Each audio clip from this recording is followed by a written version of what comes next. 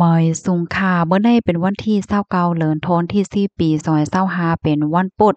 ในตอนนี้เดี๋ยวเนาะพี่น้องค่ะมารับชมด้วยข่าวเหงาเกี่ยวกับลอยลอง มีคนใจหนุ่มก้อนหนึ่งอายุจังหามี20ปลายกุ้ยเนี่ยค่ะหมักโคใจเลยลูกกวยกว่าก็เปนว่ามั่นใจในกว่าเกี่ยวข้องตั้งยาเมากำว่าหนังไหนมื้อวันที่28เดือนธันวาคมที่4ปี2025ในมีข่าวเหงาออกมาว่าตั้งเพกเห็นหมอปลายหมอแก้วหมอแนทในข่าวก่อนไลมาเตรียมต่างปันฟ้างเติ้นถึงปันก้นหนุ่มตั้งนำตั้งหลายขนอตีอันไข่จามด้วยยาเมากำว่าเจ้าในเนี่ยค่ะเนาะว่ามันอ่ำใจลองหลีเฮ็ดให้ค่ะนะตั้งหมอยาเขาเนี่ยก็ไหลคบทบหันก้นใจหนุ่มอายุจังหามี22ปีก้วยมาโคใจในไหลลูกกวยกว่าก็เพราะว่ามันใจนั่นกว่าเกี่ยวข้องตั้งยาเมากำเฮ็ดให้เขาเมื่อแต่มันในก้นใจหนุ่มก็ในขณะก็กว่าเลนก็สิปยก็กว่ากินจ้ามต้วยกว่ากินเลนเม็ดเหลียวเฮ็ดจังนั้นก้อยเนี่ยค่ะว่าก้อยก็ว่าข้าวยำผ่านโปนมาในอำตันถึง2ปีเนี่ยค่ะเนาะมั่นใจเนี่ยก็เย็นเป็นเอาอำยูรีเสียก็นอนกับต่ออันเป็นจอยถวยใจนั่นอยู่ยาวให้ในออกก็เพราะว่ามาโคใจมันนั่นใหญ่โคใจมันไกลจังเนี่ยพี่น้องเฮาค่ะเลื่อนสุดเนี่ยมาโคใจมันก็เลยลูกกวยกว่ามันเหตุการณ์ยาวนั่นขนาดเนาะก็เพราะว่ากล้องยาเมากับนั่นยาวเนี่ยค่ะยายาม่าค่ะเนาะยาเมากำในมันเตเตอเคิกต่อประสาทเตอเคิกออกอ๋อเฮ็ดให้โหใจเตนไว้เลือดสูงเคินยอก็กล้ามเนื้อโหใจในเลยเฮ็ดการนักการนาอยู่ตาเสกูข้าวยามนั้นยาวเฮ็ดจังไหนพ่อนปางที่อันต้อมมาพ่อนปางที่อันจ้อมมาก็กล้ามเนื้อโหใจหนาเสียก็แห้งโอนมาติ๊กๆเนี่ยค่ะเนาะเลื่อนสุดเนี่ยก็เย็นเป็นกว่าโหใจโหใจล่มโหใจเหลียวกวนปังให้เนี่ยไปซ้ำว่า เตกินยาเหย้าว่าในเสตาก็มันไรมีที่ปองความหมายว่ามาโคใจในเตปอกขึ้นบ้านหลีเหมือนเก่าเฮ็ดแหนบ่ยาหันหลวนก้นหนุ่มๆเขาเป็นจังไหนก็นึงย่อก็นึงก็เป็นใจหลีนั่นขณะบางก็ในอายุยังไปตั้นถึง30ปีเนี่ยก็ไล่กินยาต่อจัวว่าว่าได้เป็นยาที่อันจอยเฮ็ดให้เป็นพายอ่าจอยพายค่ะเนาะพายอ่อนว่ายาลดย่อมอันรองกายจังไหนค่ะนะ ยาโหจ่ายเนี่ยเลยกินยาต่อโจต่อปานเฮ็ดแหน่หันยอก็เป็นอันดีไว้ใจจอมหนาเฮ็ดแหน่ค่ะนะเพราะว่าเป็นเฮ็ดแหน่กว่าติ๊กๆเนี่ยมันก็หำตึกคึกหมอโคใจเนาะถวยใจไรว่ามันเฮ้อนะว่าถวยใจหยาบว่าจังว่าเฮ็ดให้มันก็ได้เลยขึ้นๆลงๆโฮงยาเฮ็ดให้เขาหันยอก็เสหลายเต้นตังนะในค่ะเนาะก้นเฮาคาเกิดเป็นก้นมาหนึ่งก็เกิดเป็นก้นมาหนึ่งจาดในอโลยอนาคตเมื่อนาอันลีเฮียนโฮอันลีเกี่ยวลีมนได้ ยังไปไว้อยู่เฮ็ดจั่งไหนเนี่ยค่ะออกก้อยกะว่าลูกอ่อนมังก็ก้นหนุ่มมังก็เนี่ยก็ซ้ำเลยมาจมอยู่อนาคตเลยมารับหมวดกว่าย้อนเปิ่นว่าน้ำเมาว่ายาเมากำว่าสองว่าเฮ็ดจั่งไหนสิหลายเต๊ะๆสิหลายอนาคตแต้นเขานะเฮ็ดไหนเนาะย่อก็หมอยาเขาเนี่ยก็ไขย้อนปันฟังแทงว่าลองดี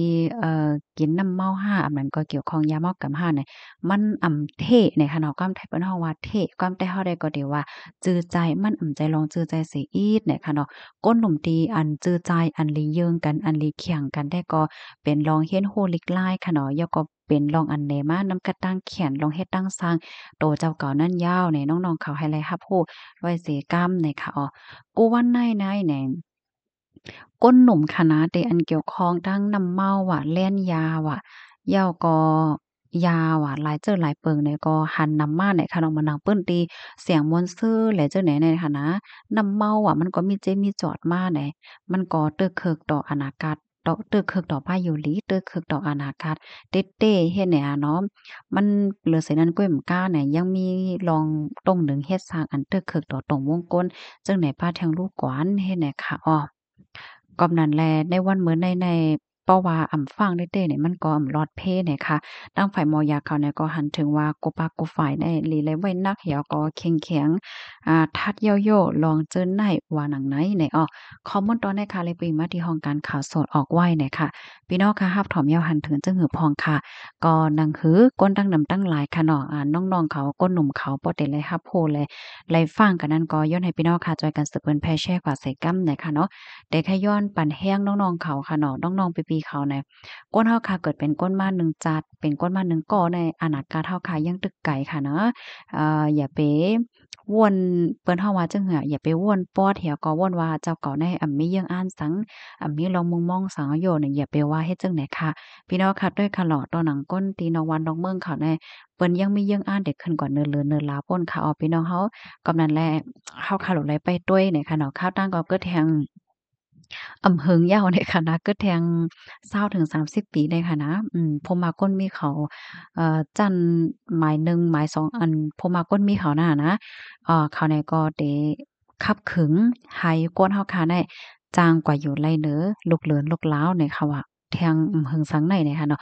อันได้ก็ใครลาดว่าในเมืองก้นเนี่ยค่ะเนาะอันลีสนใจอันลีใครฮู้ใครหันใน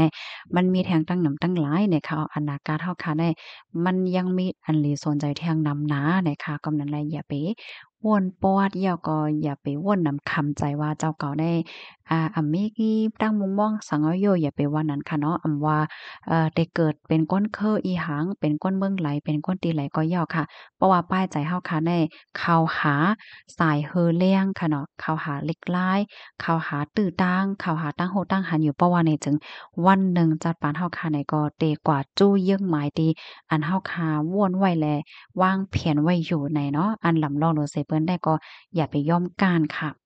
ปะยอก็อันลำลองเหลือเสเปิ้นได้เฮาคาโหลเลยมีฟิงยามตีหลีค่ะเนาะโหลบ่ต้วยถึงตัวเจ้าเก่าอย่าไปเส้นทางผิดนั่นก็ย่อก็ทางลองนึงก็อย่าไปเล่นเฮ็ดก่อก้นผิดเลยค่ะเนาะขย้อนตึกโซนแทงค่ะนะก้นหมังก้อค่ะเนาะก้นหมังก้อในแต่ว่าโฮก็โฮน่ะนะเกี่ยวค่อยโซนให้เปิ้นกินน้ำเมาอะกินแน่จ้าแม่เนี่ยอย่าไปเฮ็ดจังนั้นไหนค่ะเนาะค่ะได้ก็ใครว่าให้แหน่เนาะมันก็ก้นถุงมันก็คำมากค่ะนะคำมากคำกินในเหี่ยวก็กินแน่เนี่ยตึกกินน่ะมันจังว่าตึกน้ำเมาอะตึกให้เปิ้นกินจังนั้นจังไหนแหน่อันนี้ก็หันถึงว่าในตรงวงติไหลก็ย่อมมันก็ดีเปเนาะค่ะเนาะย้อนว่าประวัติตึกให้กินน้ำเมาน้ำหังแหน่มันติเฮ็ดให้คนหนุ่มยามก้อยแหน่เนาะจ่องแม่นค่ะพี่น้องเฮา อ๋อค่ะเยี่ยวในกูก็อยู่เลยกินหวานในรสเพศกันค่ะน้องใหม่สงค่ะ